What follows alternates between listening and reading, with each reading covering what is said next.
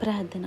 పరిశుద్ధుడా నీకు వందనములయ్యా, నమ్మదగిన దేవ నీకు వందనములయ్యా. పిలిచిన వాడిని నమ్మదగిన వాడవని నిరూపించుకునే ప్రభువా నీకు వందనములు.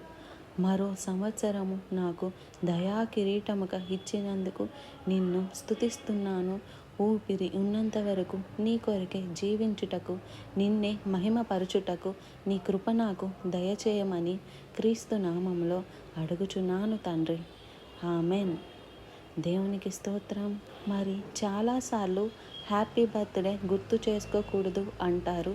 బర్త్డే సెలబ్రేషన్ అనేది వేరే విషయం, కానీ దేవుడు చేసిన మేలులు గుర్తు చేసుకోకుండా ఎలా ఉండగలుగుతామండి? దేవుడు నా జీవితంలో మేలు చేశాడు.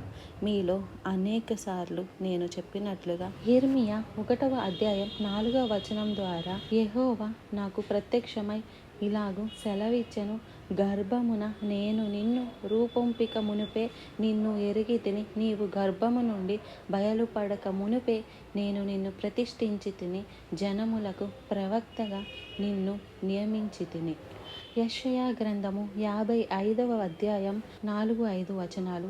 ఇదిగో జనులకు సాక్షిగా అతన్ని నియమించితిని, జనులకు రాజుగాను అధిపతిగాను అతన్ని నియమించితిని. నీవు ఎరుగని జనులను నీవు పిలిచెదవు, నిన్ను ఎరుగని జనులు యెహోవా నిన్ను మహిమపరచగా చూచి, నీ దేవుడైన యెహోవాను బట్టి ఇశ్రాయేలీయుల పరిశుద్ధ దేవుడు నిన్ను పరిశుద్ధపరుస్తాడు.